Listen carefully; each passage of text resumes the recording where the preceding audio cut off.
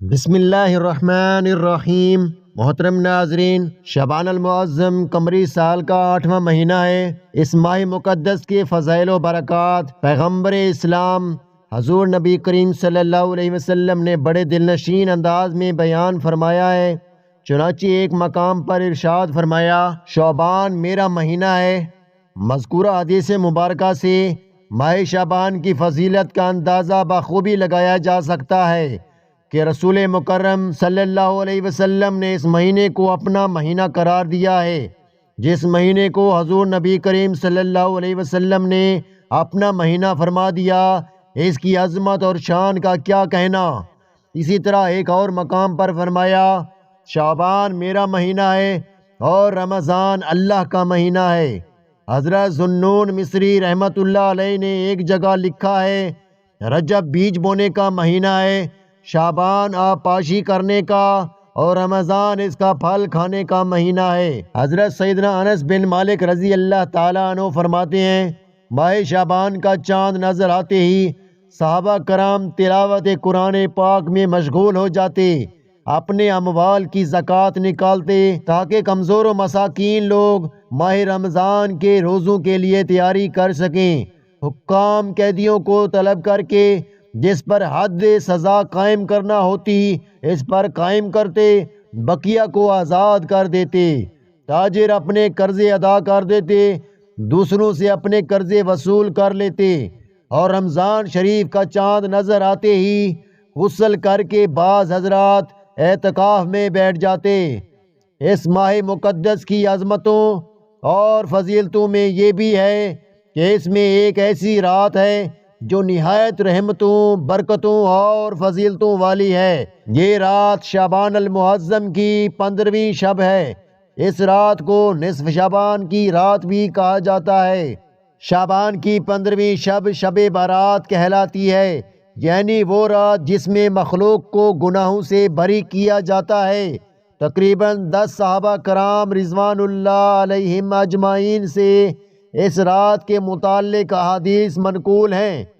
حضرت عائشہ صدیقہ رضی اللہ تعالیٰ عنہا فرماتی ہیں کہ شعبان کی 15ویں شب کو میں نے نبی کریم صلی اللہ علیہ وسلم کو اپنی آرامگاہ پر موجود نہ پایا، تو میں تلاش میں نکلی، دیکھا کہ آپ جنت البقیع کے قبرستان میں ہیں۔ پھر مجھ سے فرمایا، آج شعبان کی 15ویں رات ہے، اس رات میں اللہ تعالیٰ آسمان دنیا پر نزول فرماتا ہے اور قبیلہ بنو کلب کی بکریوں کے بالوں کی تعداد سے بھی زیادہ گناہگاروں کی بخشش فرماتا ہے۔ حضرت علی رضی اللہ تعالیٰ عنہ سے روایت ہے کہ رسول اللہ صلی اللہ علیہ وسلم نے فرمایا، جب شعبان کی 15ویں رات ہو تو رات کو قیام کرو اور دن میں روزہ رکھو۔ اللہ تعالیٰ اس رات سورج غروب ہوتے ہی آسمان دنیا کی طرف متوجہ ہو جاتا ہے اور فرماتا ہے، کون مجھ سے مغفرت طلب کرنا چاہتا ہے میں اس کی مغفرت کروں، کون مجھ سے رزق طلب کرنا چاہتا ہے میں اسے رزق دوں، کون مبتلا مصیبت ہے کہ میں اسے عافیت دوں۔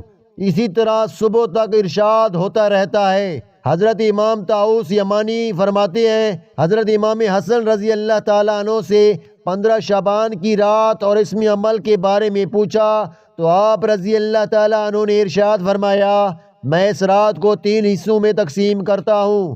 ایک حصہ میں اپنے نانا جان محمد صلی اللہ علیہ وسلم پر درود شریف پڑھتا ہوں، اور یہ اللہ تعالیٰ کے اس حکم کی تعمیل میں کرتا ہوں کہ اس نے حکم دیا، ان اللہ و ملائکتہ یصلون علی النبی یا ایھا الذین آمنوا صلوا علیہ وسلموا تسلیما۔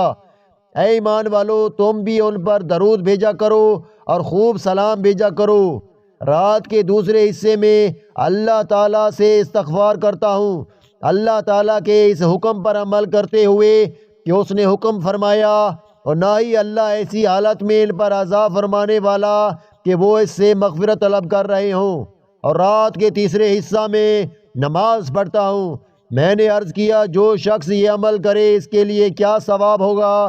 آپ رضی اللہ تعالیٰ عنہ نے فرمایا، میں نے حضرت علی رضی اللہ تعالیٰ عنہ سے سنا، انہوں نے حضور نبی کریم صلی اللہ علیہ وسلم سے سنا، آپ صلی اللہ علیہ وسلم نے ارشاد فرمایا، جس نے 15 شعبان کی رات کو زندہ کیا اس کو مقربین میں لکھ دیا جاتا ہے، یعنی ان لوگوں میں کہ جن کے بارے میں اللہ تعالیٰ نے یوں فرمایا۔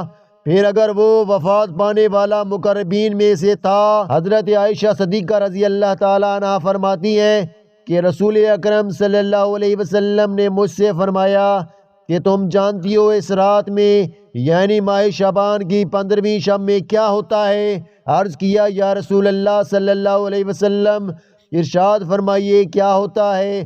فرمایا، اس رات میں ہر ایسے بچے کا نام لکھ دیا جاتا ہے جو آنے والے سال میں پیدا ہونے والا ہوتا ہے، اور ہر اس شخص کا نام لکھ دیا جاتا ہے جو آنے والے سال میں مرنے والا ہوتا ہے۔ اللہ کو تو سب پتہ ہے، البتہ انتظام میں لکھنے والے فرشتوں کو اس رات میں ان لوگوں کی فہرست دے دی جاتی ہے، اور اس رات میں نیک اعمال اوپر اٹھائے جاتے ہیں، اور اس رات میں لوگوں کے رزق نازل ہوتے ہیں۔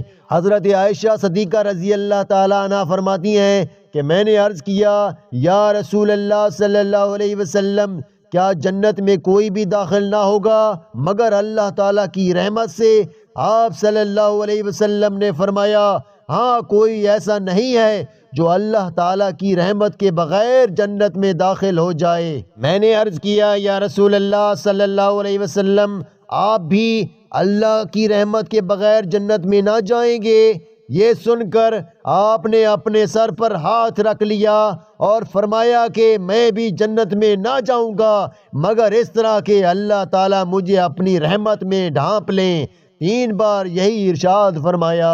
اسی طرح ایک روایت میں آیا ہے، اس رات میں تمام مخلوقات کی مغفرت کر دی جاتی ہے سوائے 7 اشخاص کے۔ وہ یہ ہیں: مشرک، والدین کا نافرمان، کینہ پرور، شرابی، قاتل، شلوار کو ٹخنوں سے نیچے لٹکانے والا اور چغل خور۔ ان 7 افراد کی اس عظیم رات میں بھی مغفرت نہیں ہوتی جب تک کہ یہ اپنے جرائم سے توبہ نہ کر لیں۔ مذکورہ روایات اور اس طرح کی دیگر احادیث سے اس رات کی فضیلت ثابت ہے۔ دعا ہے کہ اللہ پاک ہمیں شب برات میں عبادت کرنے کی توفیق عطا فرمائے اور ہمارا خاتمہ ایمان پر فرمائے، آمین یا رب العالمین۔